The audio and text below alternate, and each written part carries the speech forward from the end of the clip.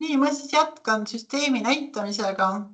Lähen siis slaidides edasi, selles mõttes, et olime slaidides suhteliselt lõpupool. Ja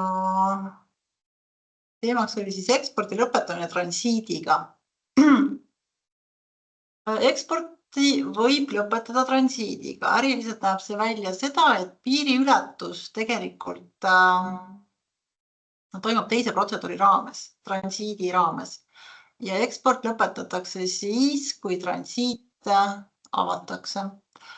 Et nüüd on siin AS-iga on väike erinevus võrreldes eelnevate süsteemidega, siis kompleksiaegse ekspordiga ja siis NZS 4-ga. Et nüüd on kasutusel NZS 5 või siis juba 6, ma täpselt seda nüanssi isegi ei tea, aga igal juhul on kasutusel uus NZS-i süsteem, mis võeti samal ajal, kui AS võeti kasutusele. Ja seal on nagu see transiidi lõpetamine, ekspordi lõpetamine transiidiga on natukene täiustunud. Seal on see, et kui transiidi deklaratsioonil märgitakse eelnevaks dokumendiks ekspordi deklaratsioon, siis eksport suletakse transiidi poolt automaatselt ja siis see oleneb, mis hetkel see sulgemine toimub. Kui on tegemist välistransiidiga, ehk siis kood T1, mis on transiidi deklaratsioonil üks vastav kood, siis märgitakse eksport väljanuks transiidi alustamisel. Ja kui on tegemist siis sisetransiidiga, transiidi deklaratsioonil on kood T2, siis märgitakse eksport väljanuks siis, kui transiit jõuab sihtkohta, ehk siis kui transiit lõpetatakse. Et see on siis seotud sellega,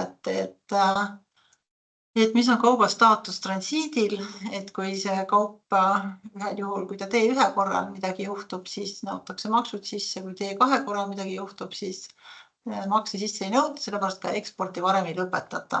Siis kui T2 korral jääb transiit lõpetamata, siis eksport jääb ka väljumata, ehk siis tagada seda, et eksport väljuks ainult siis, kui ta tegelikult ka füüsiliselt on väljunud. Ja näeb ta välja selliselt, et see on siis väljumist tolliasutuses siis ekspordiga midagi tegema ei pea.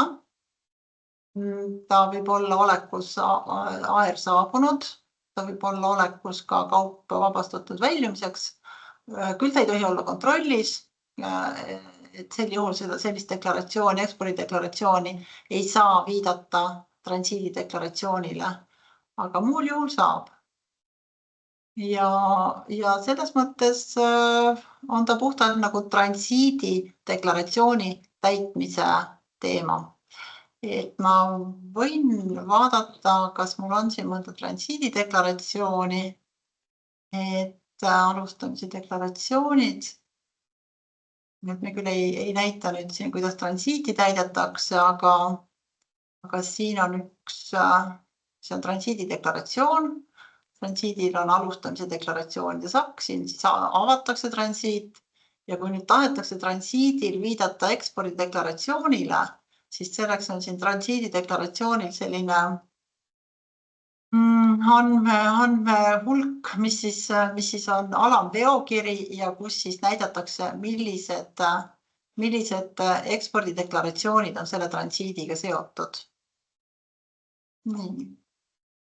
Ma alan veokirja peale ja sealt saab näidata eelnevaid dokumente ja ta peab olema just seotud selle alamveokirja juures oleva eelneva dokumendiga, mitte kuskil üldosas ega mitte kauba osas. Ja süsteem veel kontrollib seda, et see kaup vastaks ekspordideklaratsioonil ja transiidi deklaratsioonil, et tal oleks sama kaubakood ja et tal oleks sama kaal. Ja kui see kontroll on siis edukalt läbitud, siis põhimõtteliselt transiidi alustamine T1 korral või transiidi lõpetamine T2 korral, siis märgib ekspordideklaratsiooni väljanuks. Ja ekspordideklaratsioonil tuleb märge, et eelnev protseduur või järgnev protseduur oli siis transiit.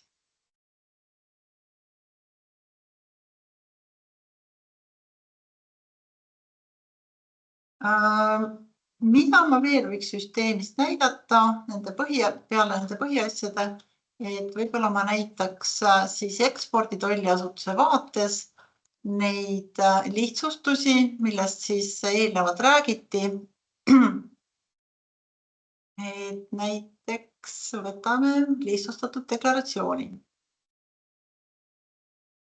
See nüüd on lihtsustatud deklaratsioon. Seda näitab, see on esitatud juba, seda näitab täiendav deklaratsiooni liik. Ehk siis see nüüd on see mehhanism, mille kaudu siis näidatakse, kas on tavaline deklaratsioon, kas on lihtsustatud deklaratsioon, kas on ette esitatud deklaratsioon. Et antud juhul siis on see deklaratsioon tehtud aeg-ajalt kasutatav lihtsustatud deklaratsioon. Ja siin on nüüd natuke teine andmekoosseis, kui siis oleks tavadeklaratsioonil.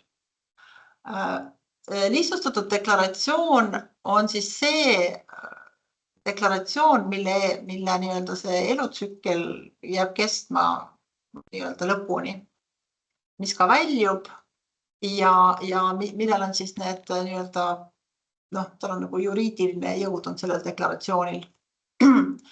Lisaandmed, mis siis jäid lihtsustatud deklaratsiooni esitamisega esitamata, need siis tuleb esitada lisadeklaratsiooniga. Ja lihtsustatud deklaratsiooni peal ongi kohe tekib siis peale esitamist selline võimalus, et esitan lisadeklaratsiooni. Siin on ka võimalus, et tunnistan kehtetuks, sel juhul ei ole vaja lisadeklaratsiooni esitada. Et kehtetuks tunnistamine on nii-öelda omaette tegevus, et kui miski pärast kaup ei välju, siis ettevõtjad peab tunnistama deklaratsiooni kehtetuks. Ja antud juhul me siis proovime esitada lisadeklaratsiooni lihtsustatud deklaratsioonile. Selleks luuakse siis nii-öelda juba valmis andmekoosseisuga deklaratsioon, kuhu siis tuleb lisada teatud andmed, mis enne jäid esitamata. Ja selleks, et mul oleks hõlgus seda neid andmeid üles leida, siis kasutan seda võimalust, et süsteem näitab mulle punasega ette.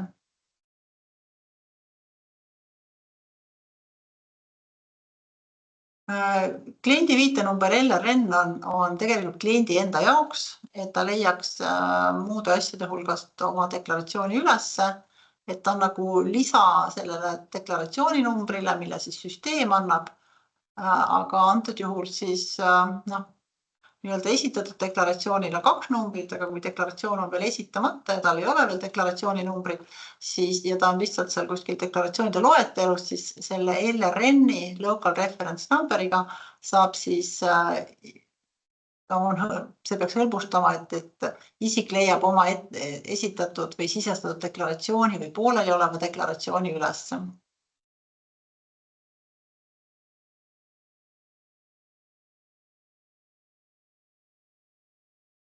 Siin on näitab süsteem ette, mis mul on märkimata, siis täiendav deklaratsiooni liik, mis enne oli B, siis see on muu, see on lisadeklaratsioon ja liigiga X, et kuna siin tollideklaratsioonil on kõik andmeelemendid on enamasti kodeeritud, sellist teksti välja on vähe, siis läbi deklaratsiooni ongi, et andmeelementides on koodid.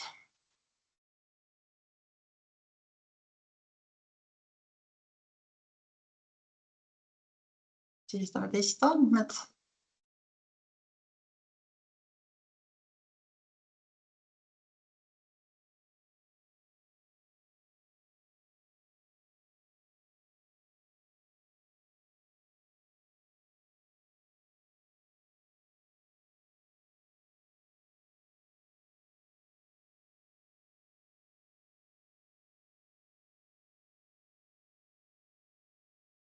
Ja kontrollime.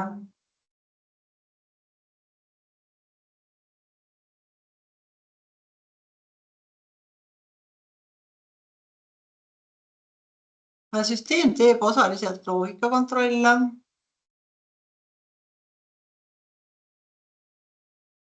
Et ei oleks vastuolulisi andmeid, aga mitte alati. Kõiki andmeelementi loogilisuse kontrolle süsteemi tee.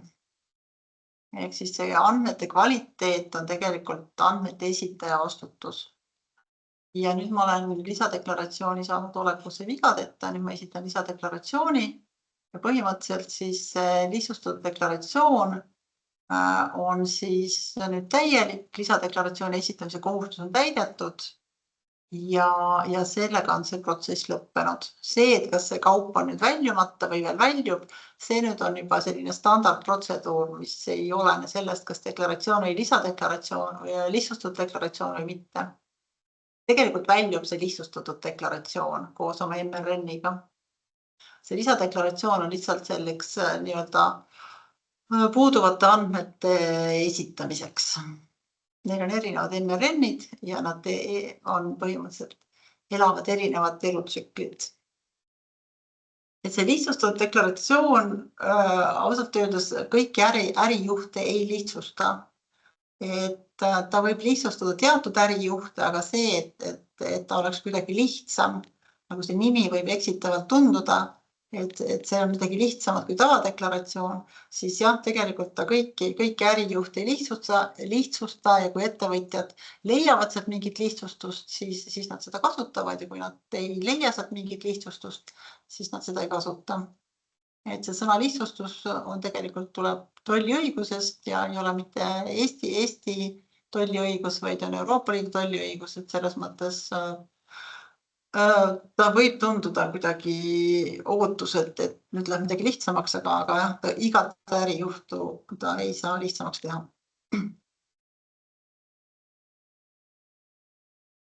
Nii, vaatame näiteks ka ette esitatud deklaratsiooni. Ette esitatud deklaratsioon tähendab seda, et ettevõtja teab, et juhul kui deklaratsioon läheb kontrolli, siis tal hetkel seda kaupa ei ole, mida tollile näidata mingil põhjusel. Kas seda kaupa ei ole veel toodetud, kas see kaup on kuskilt saabumata, kas laopidaja on, ma ei tea, kas laost ei saa kaupa kätte mingil põhjusel, et igal juhul, kui deklaratsioon läheks kontrolli ja toll tahaks kaupa kontrollida, siis seda kaupa ei ole võimalik esitada ja sel juhul siis ettevõtja nüüd sellel testjuhul valib selle, et ta valib siis deklaratsiooni esitamise ilma kaubata. Sel juhul toll ei ütle, et ma tahan nüüd kaupa näha ja kaup peab olema tollile esitatud. Antud juhul siis on esitatud nii-öelda ette esitatud deklaratsioon. Seda näitab täiendav deklaratsiooni liik, ta on juba ära esitatud. Ja ta saab teise oleku kui tavaline deklaratsioon ja ta ei saa aktsepteerimisnumbrit. Sellest ka see fakt, mida eelnevalt siis Tiina rääkis, et kui nüüd ei esitatagi kauba esitamise teadet, siis see deklaratsioon lihtsalt nagu kustub ära ja tal ei ole sellist õiguslikku jõudu, tal ei ole MRN-i, ehk siis me kustutame ta baasist põhimõtteliselt ära.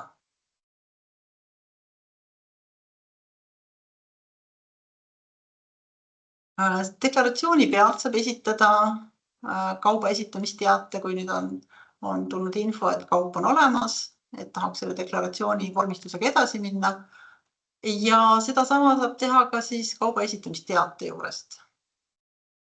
Ehk siis põhimõtteliselt deklaratsiooni pealt saab seda teha, kui on sama isik, kes esitab deklaratsiooni, esitab ka kauba esitamise teate ja kui need on erinevad isikud, siis selleks, et teine isik ei näeks ühe isiku siis äriandmeid, siis see kauba esitamisteade on siis erineva siis selle sisenemisega, kus siis seda saab valida ja siin siis esitatakse kauba esitamise teade nii, et deklaratsiooni andmeid ei nähta. Ma olen siin ühe kauba esitamise teate valmis teinud. Ma pidin teadma seda deklaratsiooni LRN-i, sest MRN-i sellel ei ole. LRN on siis see, mida siis on klient ise andnud. Kauba esitamisteadetest ma pean ütlema, et LRN on selline, siis ta oskab neid deklaratsioone ja teateid kokku panna. Ja ma esitan selle vigade kontrollimisel ja siis kauba esitamisteade saab olema esitatud. Ja pärast siis andmete valideerimist, siis ma saan teate, et kauba esitamise kaupade esitamine on õnnestunud, aga see nüüd jällegi tähendab seda, et see kauba esitamise teade on vastu võetud edukalt, mitte seda, et see deklaratsioon on kuidagi, see ei peegelda deklaratsiooni olukorda. Ehk siis, kui on nüüd sama isik esitab kauba esitamisteate, kes on ka ekspordideklaratsiooni esitanud, siis ta võib siit liikuda ekspordideklaratsioonile ja siit on näha, et deklaratsioon on aktsepteeritud, tal on antud tolliviite number ja põhimõtteliselt edasi läheb kogu tegevus täpselt nii nagu tavakorras. Ehk siis ta läheb tollimenetlusse, pärast teatud aega tollimenetlust, ta võib minna kontrolli, ta võib kohe vabastada, teda võib ka ekspordiks keelata. Olenevalt siis ärijuhust.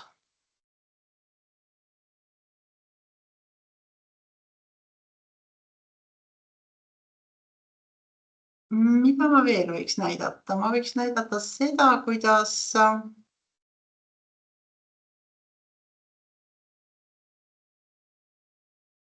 põhimõtteliselt see arvestuskandega deklareerimine on suhteliselt sarnane tavalise deklaratsiooniga. Ehk siis siin nagu suuri erinevusi ei ole, ma võtan ühe kopeerin ühe pooleli oleva deklari ja põhimõtteliselt siin tuleb lihtsalt võtta õige täiendav deklaratsiooni liik. Ehk siis kui ettevõtjal on luba esitada deklarandi arvestuskannet, ehk siis tähendab seda, et deklaratsiooniks ei ole mitte tollideklaratsioon AS-is, vaid deklaratsiooniks on arvestuskanne ettevõtte enda süsteemis, kui toll on andnud sellise loa, siis teatud perioodi jooksul, nagu loal on märgitud, tuleb siis esitada see arvestuskande lisadeklaratsioon. Seda saab üldse taotleda juhul, kui ekspordi ja väljumistolliasutus on üks ja sama. Või siis toll on selliselt kokku leppinud väljumistolliasutusega, sest see arvestuskande lisadeklaratsiooni puhul, see on siis nagu tagantjärgi, kaup on tegelikult juba välja läinud ja kaup ei saa välja minna ilma deklaratsioonita juhul, kui ta väljub kuskil teises liikmesriigis. Ehk siis see on siis justkui nagu varustamise korral, nagu enne räägiti, et kui kõik toimub ühe tolliasutuse piires ja toll on andnud ettevõttele sellise loa, siis ta saab sellist lihtsustust kasutada. Ja lisadeklaratsioon ongi see, et lihtsalt esitatakse teatud deklaratsiooni liigiga lisadeklaratsioon. Siia tuleb kindlasti märkida loa liik. Ja siis peab olema ka loa number, mida siis AS-i süsteem läheb siis lubade süsteemist otsima. Et deklaratsiooni esitamise mõttes deklarandi arvestuskanne on suhteliselt lihtne. Seal on põhikeerukus on see, et oleks õige ärijuht, mille puhul antakse luba ja see loa taotlemine. Mis veel võib siis korra näidata, mis on keskne tollivormistus? Keskne tollivormistus jällegi, kui on selline ärijuht ja teil on olemas keskse tollivormistuse luba, mis on ka selline praktika, mis selliseid lubasi ei ole antud, siis tollivormistus jällegi on lihtne. Tollivormistus on suhteliselt sarnane tavalise tollivormistusega. Siia lihtsalt tuleb märkida keskse tollivormistuse luba. Ja siis tuleb märkida, siia tekib üks lahter, kauba esitamise tolliasutus, siia tuleb märkida tolliasutus, kus siis see kaup asub. Ja loogika on see, et kui on keskne tollivormistus, siis kaup asub teises liikmesriigis. Aga see on kõik loal nagu kokku lepitud, milline on esitamise tolliasutus, mis on ekspordi tolliasutus. Ehk siis jällegi vormistamise mõttes on see lihtne. Süsteemi mõttes on ta keerukam ja võib-olla see, et deklaratsiooni esitamisest kuni deklaratsiooni vabastamiseni läheb võib-olla rohkem aega, sellepärast et seal toimub ka sellised mitmed süsteemide vahelised nagu sõnumivahetused ja teine liikmesriik võib selle deklaratsiooni kontrolli suunata ja siis kontrolli tulemused siis deklareerivale liikmesriigile teatada, et aga see kõik tegelikult süsteemi kasutaja seda ei näe.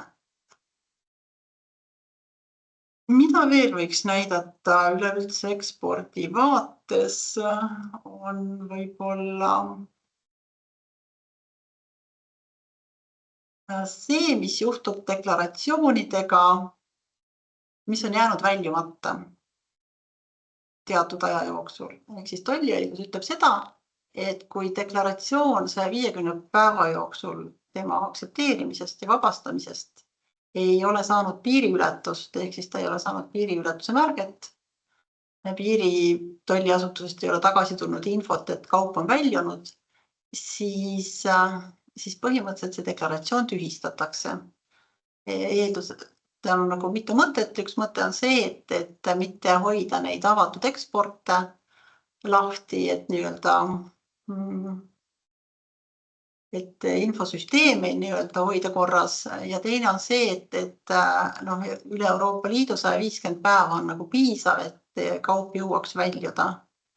Et ei ole vaja nagu väljuda seal 10 aastat vana deklaratsiooniga, et see juba ei ole enam reaalne.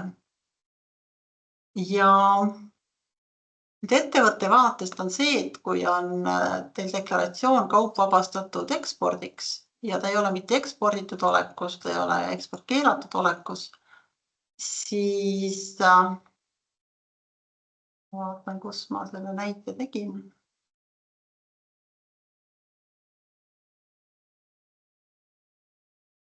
Üks asi on see, et kui ettevõtja teab, et tegelikult on tema kaup väljunud, aga miskipärast seda märget ei ole ja vedaja ütleb ka, et vaat miskipärast ei ole märget, et vaat ei tea.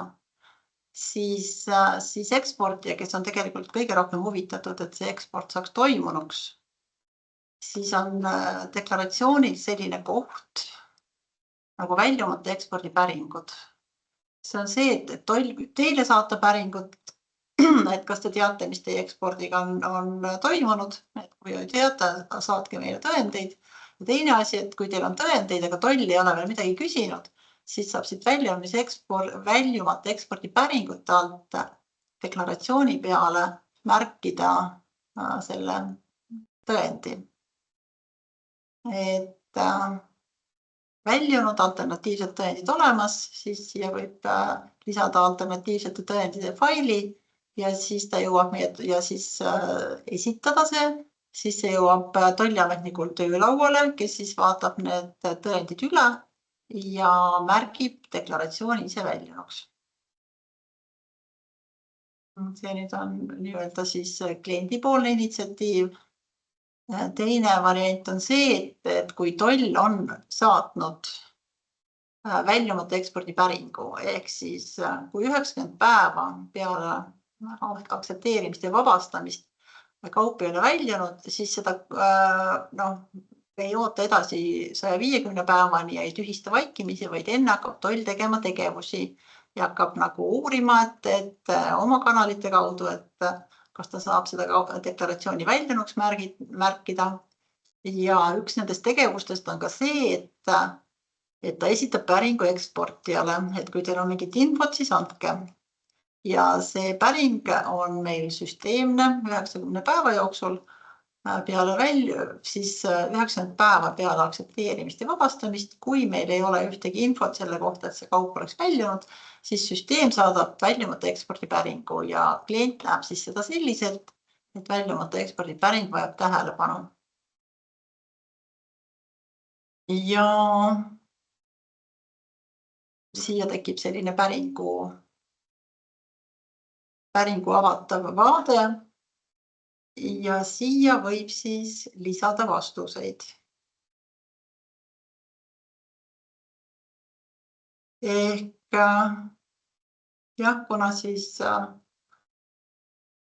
eksportija vastutab kogu selle tegevuse eest, kogu selle tollivormistuse elutsükli eest, siis jah, saadetakse ka eksportijale selliseid päringuid läbi siis tollideklaratsiooni.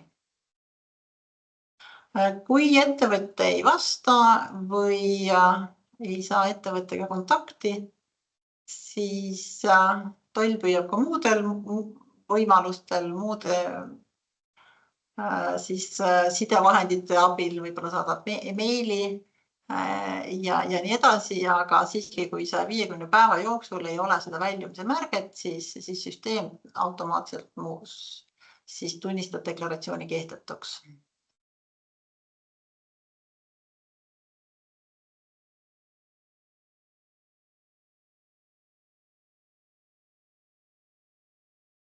Nii, ja meie poolt on siis küsimuste korral on meil selline infoliin nagu asinfo@enta.ee, kus siis on siis taga AS-i ja ekspordiga tegelevad spetsialistid, nende käest saab siis küsida, teha ettepanekuid, mis süsteemi juures teil vaja oleks, ärilisi vajadusi ja ka küsida muid küsimusi. Ja meie täname tähelepanu eest ja annaks sõna edasi või siis küsime enne, kas on küsimusi.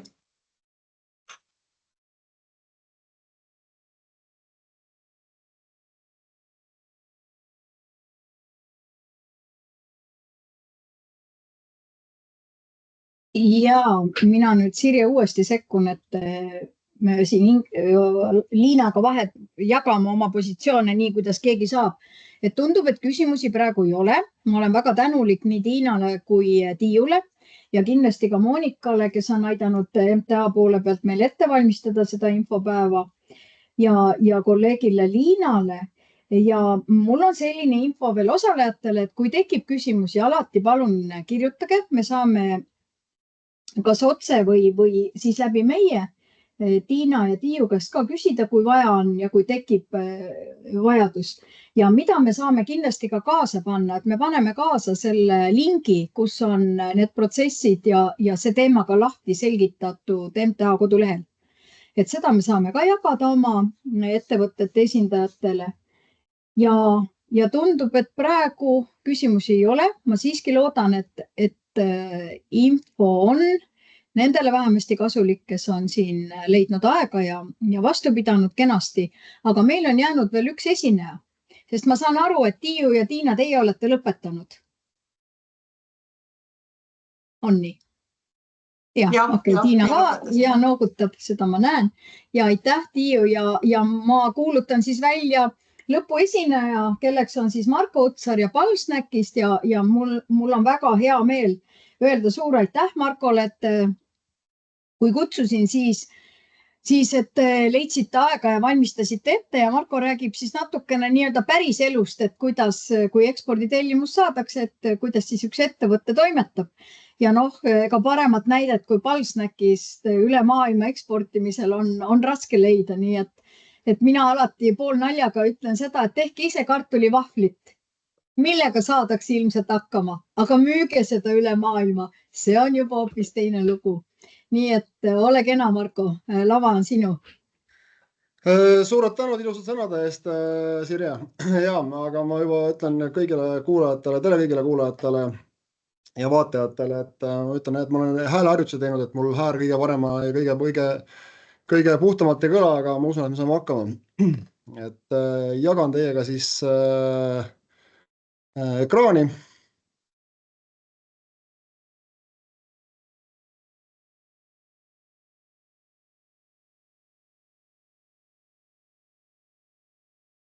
On näha? Jah, on näha. Ja, kenasti. Et räägin siis lühidalt, kuidas Palsnäk toimetab ja tegeleb eksporditellimuste vormistamise tsüklis.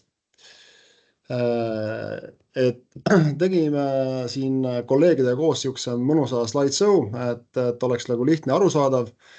Igasugused küsimused on alati teretulnud, et ootan huviga, et ise ka areneda kogu meeskonnaga. Aga hakkan pihta. Põhimõtteliselt siis Palsnäki tegevuskava eksporditellimuste vormistamisel oleks järgmine. Et antud slaidi puhul on tegelikult välja toodud uue kliendi ja tarnetingimusega Xworks lahendus. Et Palsnäk tegelikult jah, kasutabki põhimõtteliselt suures pildis soovib alati kasutada kas Xworks tarneklauslit, mis on siis põhimõtteliselt kaup siis on valmis laadimiseks meie laos või siis äärmisel juhul FOB tarneklauslit, mis siis tähendab, et kaup on sadamasse tarnitud. Et võime vähegi siis vältida transpordi omapeal võtmist. et antud slaid on tegelikult siis uue kliendi puhul, kui tuleb uus klient sisse ja Expert tarneklausliga. Et kui on olemasolev klient, siis jätame 2 esimest punkti vahele, 2 esimest plokki ja liigume kohe 3. aga hakkame pihta.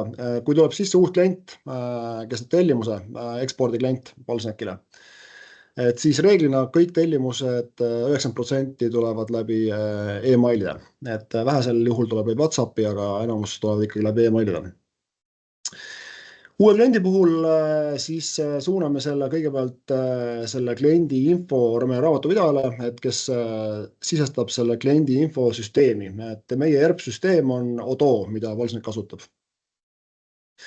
Ja sellega tegeleb siis iga kliendi haldur eraldi, meil on eksporditiim tubli ja tore, 4 liikmine, peale minu siis 3 inimest veel. Ilusti näed, näod on säravad, vaatavad vastu teile siit pildi pealt. Ja see, ütleme, vahetus siis käib, meie infovahetus käib siis läbi e-mailisüsteemi. Raamatupidaja siis meil sisestab uue kliendi puhul siis ERP-süsteemi Udosse, et me saaksime selle edasi tegeleda ja annab siis vastavalt kliendi haldurile, kelle klient on, teada, et klient on sisestatud, võib edasi toimetada. Järgmine plokk olekski siis põhimõtteliselt siis see tellimus, mis on sisse tulnud, me saame selle nüüd, kui on klient edastatud, sisestatud või siis uue kliendi puhul on nii ja kui on olemasolev klient, siis juba põhimõtteliselt saab seda kohe teha kordutellimusena, et saab selle tellimuse sisestada siis andmebaasi, et saab tellimuse sisse panna ja reegli on siis läbi kas Exceli või siis jah, et meil on niisugune sisemine programm nagu tootja. Ma ei tea, kas keegi kasutab seda või mitte, aga Palsnek kasutab. Nii, kui tellimus on sisestatud, siis meil on iganädalaselt on Palsneki sees on niisugune asi nagu on koormate planeerimise koosolek. Kuna meil tellimusi tuleb üle maailma hästi palju ja kliendihaldurid on nii-öelda 4, siis me peame selles mõttes ka järge pidama ja infot jagama omavahel, et ei tekiks segadust tootmises, ei tekiks segadust ostuosakonnas, et oleks korras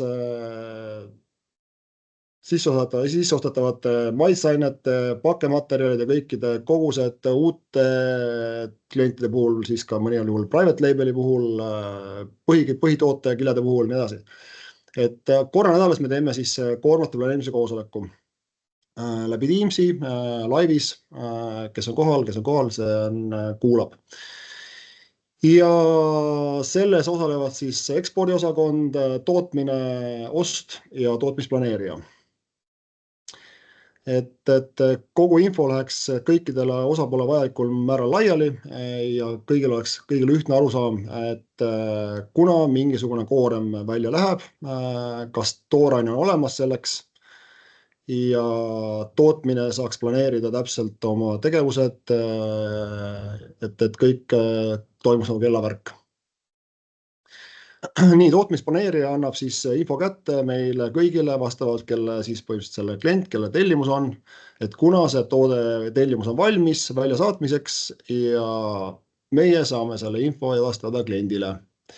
Et siis suurest pildis jah, kas on see WhatsAppi teel või e-maili teel, see asi käib.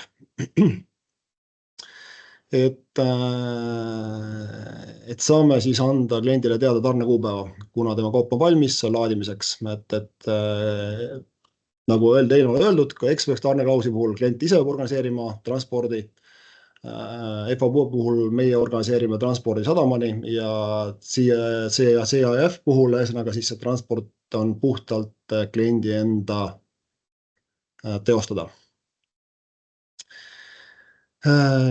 Siis jah, siin on toodud üles ka, et vajadusel, kui klient tõesti palub, me saame aidata loomulikult transpordi, meil on head logistikapartnerid, me saame aita organiseerida transpordi kliendile. Nii, kuna tegemist on Expex või FOB-ga, siis me reeglina tegelikult tahame, meie tarneklausli puhul on see ka lisaks veel juurde, et me eeldame ja soovime eelkõige ikkagi raha ette laekumist ehk meie nii-öelda mudel näeb välja, et 30% enne tootmise alustamist, 70% enne kauba väljasaatmist võiks olla raha arvel. Reeglina me ühte kaupa välja ei saada ilma raha turvamata, nii et papp peab olema igal juhul turvatud, ühel või vähemal või rohkemal moel. Parimal juhul loomulikult on 100% ettemaks enne kauba väljasaatmist. Teistel juhtudel on kas siis KredExi või panga faktooring, mis tagab selle, kindlustab selle raha kättesaamise. Et kui need kõik liigus on tehtud, kas raha on juba arvel või on siis kaistud, turvatud KredExi või panga faktooringuga, siis saadame kauba välja. Nüüd jõuame siis, millest on väga palju juttu olnud juba siin erinevate dokumentide juurde.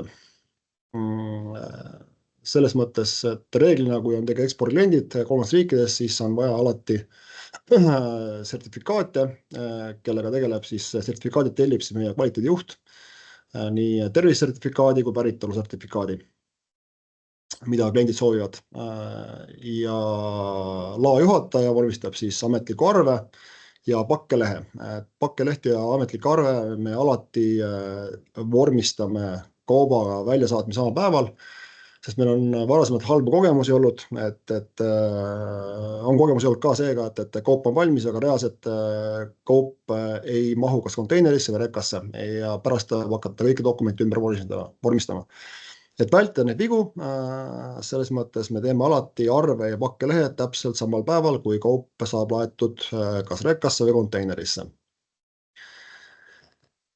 Nii, selline tsükkel siis põhimõtteliselt. Liigume edasi. Nii, kaup liigub välja, auto siis minema. Nii, kui me nüüd jõuame konteineri, konteiner on laetud, eks ole, kaup on meie laost välja saadetud. Sellisel juhul jätkub tsükkel selliselt, et eksport siis saadab logistikafirmale, nagu ma ütlesin, meil on väga head partnerid logistikafirmade osas, et saadab logistikafirmale originaalarve ja pakkelehe, mida reeglina nad soovivad. Logistikafirmad vormistavad meil tollideklaratsioonid. Meie ise ei tee seda. Et meil on kõik need partnerid, kellega me koostööd teeme, vormistavad tollideklaratsioonid meile, saadavad vormistavad tollideklaratsiooni meilide kaudu mulle tagasi või siis kolleegidele tagasi. Ja vajadusel siis ka Euro 1 sertifikaadi ja teatud riikidel on Euro 1 sertifikaati, nagu näiteks Türgi, Egiptus, et siin on riike, kellel on Euro 1 vaja, siis ka selle dokumendi. Või siis ATR on Küprosel näiteks on vaja ATR dokumenti. Siis sertifikaatide puhul, mis on tellinud siis meil nii-öelda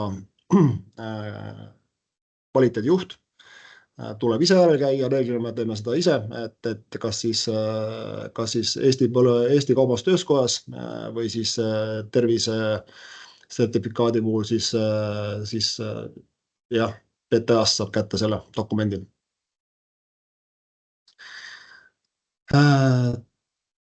Nüüd, kui me oleme kõik sertifikaadid kätte saanud, originaaldokumendid olemas, siis need dokumendid, koopiad saadame kõigepealt kliendile ülevaatamiseks, kas kõik on okei, kontrollime, et reeglina, et klient vaatab üle, kui kõik sobib, siis saab vormistada originaaldokumendid ja saata need kliendile välja juba siis reeglina postiga.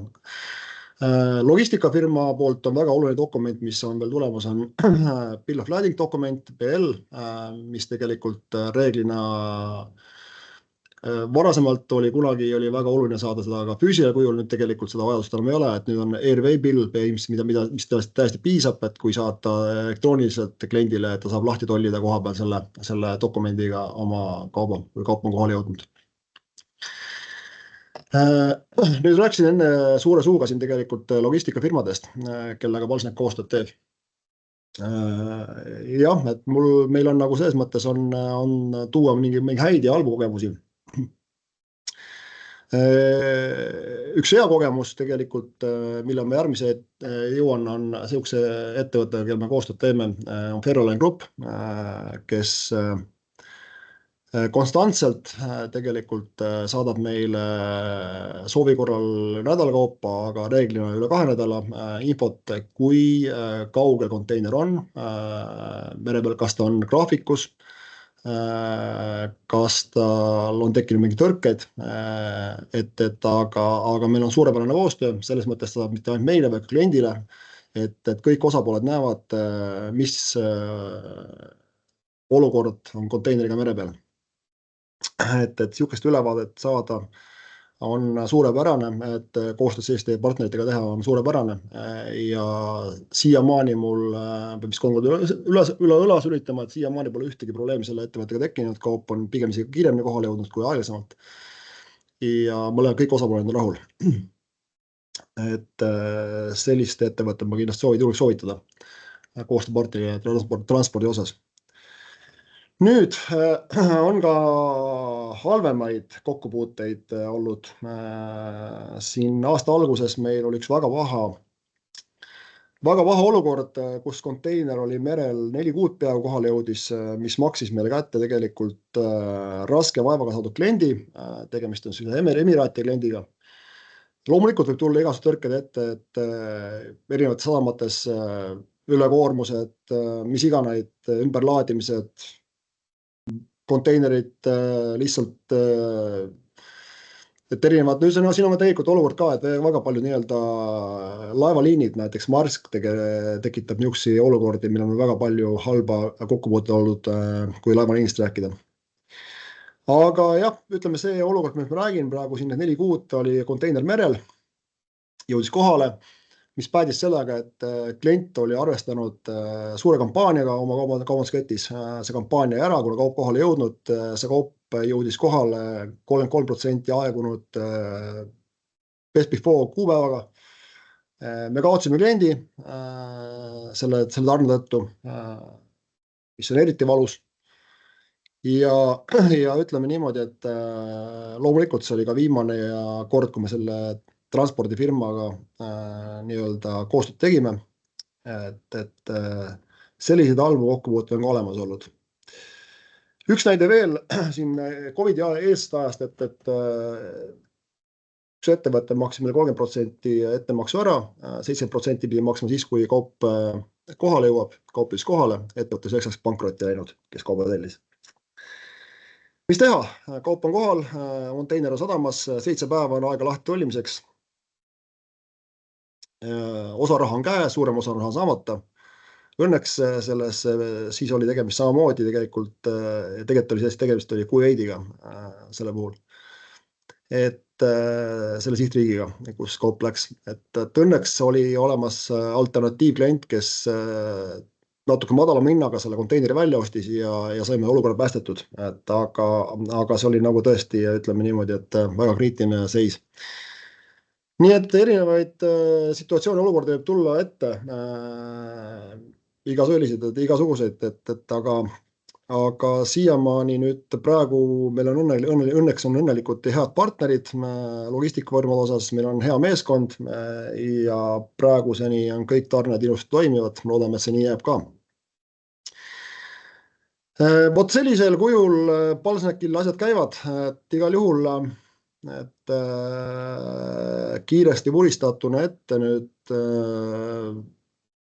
plokkidele lahendused, mõned näited. Igatahes, kui on teie poolt küsimusi, olen hea meelega nõus vastama ja mingit infot jagama ka vajadusel, kui on kellegi soov.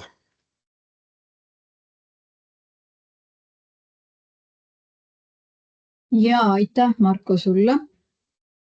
Et võiks küll küsida Marko käest, kui on, ja ma veel kord ütlen, et ma olen jube tänulik, et sa olid valmis jagama oma praktilist kogemust, et seda alati tahetakse. Vaata, sa tead, kõik ütlevad, et tahaks kuulata, aga mitte mina ei taha rääkida. Nii et seda enam. Pole hullu, et selleks ongi ja kogemused ongi selleks, et neid jagada, nii head kui halvad, et selleks, et teiseks saaks sellest õppida ja loomulikult ise vastu võtta informatsiooni. Ma küsiks, Marko, lihtsalt seda, et ma ei tea, kui kaua sa said ise kuulata, et kas sellisest MTA süsteemist võiks teile abi olla näiteks vormistamisel? Ma kõik ei kuulnud, sest mulle endale koosolekud vahepeal siin jookseb peale, aga pistasid küll, jah, et kindlasti võiks abi olla. Loomulikult, eks mingi määral ma ütlengi, see tolli vormistamise osa on küll, meil logistikafirmad teevad seda, aga kokkuvõttes ikkagi selles mõttes, et et see toimib ka meie puhul selliselt, aga jah, mitte täiuslikult, kahjuks ma pärast kuulan salvestust kindlasti järgi. Ja, okei, aitäh. Palun osalejad on küsimusi veel. Lektorid on kõik kohal. Näen siin ilusti Tiinat ja Tiiut veel olemas. Ja Marko, muidugi veel kord suur tänu sulle ja Ingele ka. Ja, aitäh. Ja edu. Pane aga konteinerid teel on ju. No anname parima igal juhul. Ja. Aga tänud kõigile kuulamast. Ja, aitäh. Ja minu poolt veel kord ka kõigile lektoritele, et ma vaatan, et kätemerd just ei ole selle teema puhul, aga äkki on abiks. Ja tänase infopäeva võib sellega tõmmata võib-olla küll lõpule nii-öelda, saame oma töid ja tegemisi tegema minna. Et meil on Monikaga ka MTA-st peaaegu selline kokkulepe, ma jälle pool naljaga ütlen, et kui on mingeid selliseid teemasid, mis võiksid ja neil on tahet meie sektorile esitleda, siis me oleme selleks igati valmis. Kohe teeme ära, leiame aja, et ei ole probleemi. Aga mis puudutab nüüd järgmisi selle sama hanke raames tehtud üritusi, siis seda infot te hakkate saama, et hange avati lõplikult juuli alguses. Nii et me pidime esitama siis ka hankepakkumisi juba selleks ajaks, et see on natukene rohkem aega võtnud, ehk et hakkavad tulema infopäevad ja konverentsid ja messireisid, et järgmine ongi meil ju messireis, osad on juba registreerunud siis Kölna-Nuuga ja jooksvalt infot hakkab tulema, nii et Toiduliidu liikmed on kindlasti infoga, saavad kursis olema ja üritustega ja läheme niimoodi edasi. Et selline võimalus meil ka sellel aastal on veel ja järgmine, ülejärgmine aasta ka ja püüame siis, tegime ideekorje ka ära, et kui teil on ekspordi osalt ka mingeid ettepanekuid veel, mida te tahaksite näiteks järgmine aasta, et me teeksime kas mingi ürituse või mingi spetsiaalse koolituse, siis andke teada, et veel on viimased päevad, et ma just tegelen nii-öelda oma tegevuste ja oma ideede esitamisega metki. Aga tänaseks siis kõiki kaunist kõigile ja aitäh veel kord osalemast. Osalejad on ka tublid olnud. Olete väga kenasti vastu pidanud ja ikka ütlen ka selle lõppu, et teie õnnekell ei peatuks tiksumast ja proovime selle sügise ja talve koos üle elada. Ega siin midagi muud üle ei jäägi. Käibemaksu alandamise diskussioonid mingil määral vähemasti käivad. Et seal me hoiame ka näppu peal ja vaatame, mis sellest elust saab. Elame, näeme. Ütles pime ja jooksis pead pidi vastu puud, aga meie kindlasti elame edasi. Nii et kõigile veel kord ilusat päeva jätku, häid partnereid, häid müüke ja näeme välismesside osas, siis näeme Kölna-Nuugal juba kuu aja pärast praktiliselt. Kõik head, aitäh veel kord. Kõik head kõigile, nägemist. Nägemist.